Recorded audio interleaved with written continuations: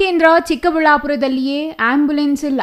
ಹೌದು, ಆಶ್ಚರ್ಯವಾದರೂ ಇದು ಸತ್ಯ. ಆಂಬ್ಯುಲೆನ್ಸ್ ಇಲ್ಲದೆ ಸುಮಾರು 1 ಗಂಟೆಗೂ ಹೆಚ್ಚು ಕಾಲ ಎಳೆ ಮಗುವೊಂದು ಪರದಾಡಿದ ಕರುಳು ಹಿಂಡೋ ದೃಶ್ಯ ನಡೆದಿದ್ದು, ಚಿಕ್ಕಬಳ್ಳಾಪುರ ತಾಯಿ ಮಕ್ಕಳ ಆಸ್ಪತ್ರೆಯಲ್ಲಿ ಮಾನವೀಯತೆ ಮೆರೆದು ರೆಡ್ ಕ್ರಾಸ್ ಸಂಸ್ಥೆಯ ಆಂಬ್ಯುಲೆನ್ಸ್ ಬಂದರೂ ಅದರಲ್ಲಿ ವೆಂಟಿಲೇಟರ್ ಇರಲಿಲ್ಲ.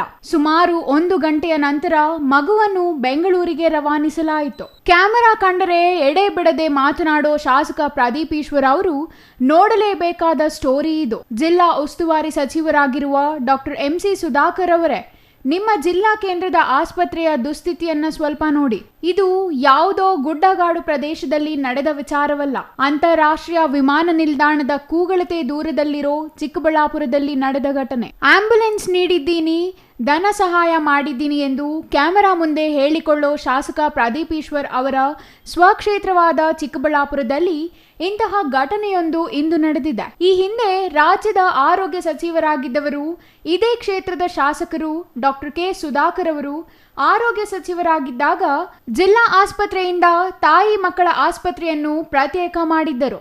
ಆದರೆ ಇಲ್ಲಿ ಅಗತ್ಯವಿರುವ ಸೌಲಭ್ಯಗಳನ್ನು ಅವರು ಒದಗಿಸಿಲ್ಲ. ಈಗಿನ ಶಾಸಕರಿಗೆ ಈ ವಿಚಾರ ಗೊತ್ತಿದೆಯೋ ಇಲ್ವೋ ಗೊತ್ತಿಲ್ಲ. ಪಾಪ ಮಗುವಿಗೆ ಹುಷಾರಿಲ್ಲ ಅಂತ ಈ ತಾಯಿ ಜಿಲ್ಲಾ ಕೇಂದ್ರದ ಆಸ್ಪತ್ರೆಗೆ ಕರೆತಂದಿದ್ದಾರೆ. ಆದರೆ ಮಗುವಿನ ಸ್ಥಿತಿ ಗಂಭೀರವಾಗಿದೆ ಎಂದು ಆಸ್ಪತ್ರೆ ವೈದ್ಯರು ಹೇಳಿದ್ದಾರೆ.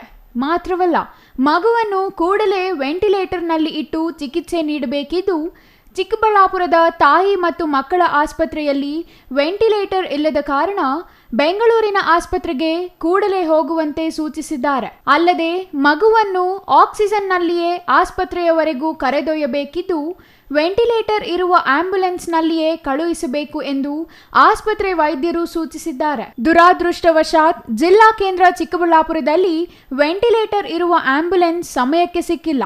ಇದರಿಂದ ಮಗುವಿಗೆ ಆಕ್ಸಿಜನ್ ಹಾಕಿಕೊಂಡೇ ರೆಡ್ ಕ್ರಾಸ್ ಸಂಸ್ಥೆಯ ಆಂಬ್ಯುಲೆನ್ಸ್ನಲ್ಲಿ ಬೆಂಗಳೂರಿಗೆ ಕರೆದೊಯ್ಯಲು ರೆಡ್ ಕ್ರಾಸ್ ಸಂಸ್ಥೆ ಮುಂದೆ ಬಂದಿದೆ. ಹಾಗಾಗಿ ಆಕ್ಸಿಜನ್ ಸಿಲಿಂಡರ್ ಮಗುವಿಗೆ ಅಳವಡಿಸಿ ಸುಮಾರು 1 ಗಂಟೆಯ ನಂತರ ರೆಡ್ ಕ್ರಾಸ್ ಸಂಸ್ಥೆಯ ಆಂಬ್ಯುಲೆನ್ಸ್ ಹತ್ತಿಸಲು ಮುಂದಾದಾಗ ವೆಂಟಿಲೇಟರ್ ಇರುವ ಆಂಬ್ಯುಲೆನ್ಸ್ ಬಂದಿದೆ. ಕೊನೆಗೂ ತಾಯಿ ಮತ್ತು ಮಗುವನ್ನು ಆಂಬ್ಯುಲೆನ್ಸ್ ಹತ್ತಿಸಿ ಬೆಂಗಳೂರಿನ ಆಸ್ಪತ್ರೆಗೆ ರವಾನಿಸಲಾಗಿದೆ. ಚಿಕ್ಕಬಳ್ಳಾಪುರ ಶಾಸಕ ಪ್ರದೀಪ್ ಈಶ್ವರ್ ಅವರು ಹಲವು ಆಂಬ್ಯುಲೆನ್ಸ್ಗಳನ್ನು ಬಿಟ್ಟಿದ್ದಾರೆ.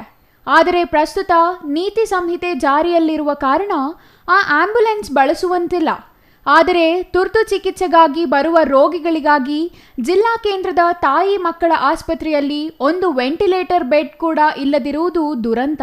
ಪುಂಖಾನುಪುಂಖವಾಗಿ ಮಾತನಾಡುವ ಶಾಸಕರು ಈ ಆಸ್ಪತ್ರೆಯಲ್ಲಿ 1 ವೆಂಟಿಲೇಟರ್ ಬೆಡ್ ಅಳವಡಿಸಲು ಯಾಕೆ ಮುಂದಾಗಿಲ್ಲ ಎಂಬುದು ಸಾರ್ವಜನಿಕರ ಪ್ರಶ್ನೆಯಾಗಿದೆ.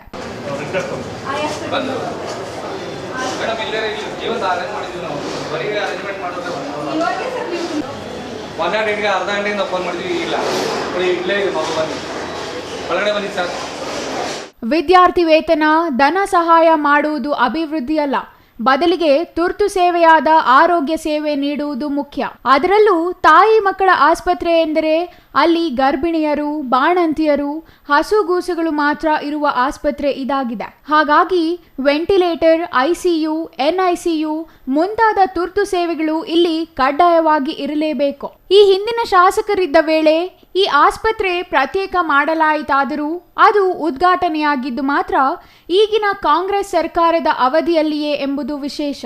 ಇಂತಹ ತುರ್ತು ಸೇವೆಗಳು ಅಗತ್ಯವಿರುವ ಈ ಆಸ್ಪತ್ರೆಯಲ್ಲಿ ಮಕ್ಕಳ ಆರೋಗ್ಯ ಕಾಪಾಡಲು ವೆಂಟಿಲೇಟರ್ ಬೆಡ್ ಇಲ್ಲದಿರುವುದು ಒಂದು ದುರಂತವಾದರೆ, ಅಂತಹ ತುರ್ತು ರೋಗಿಗಳನ್ನು ಸಾಗಿಸಲು ವೆಂಟಿಲೇಟರ್ ಇರುವ ಆಂಬ್ಯುಲೆನ್ಸ್ ಇಲ್ಲದಿರುವುದು ಮತ್ತೊಂದು ದುರಂತ.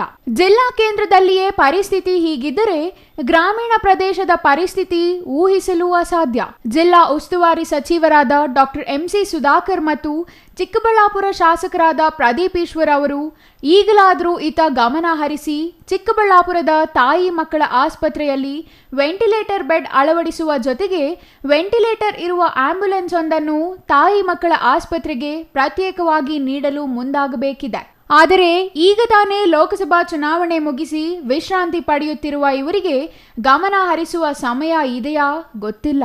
Jangalahalli Ashwath, CTV news, Chikkaballapur.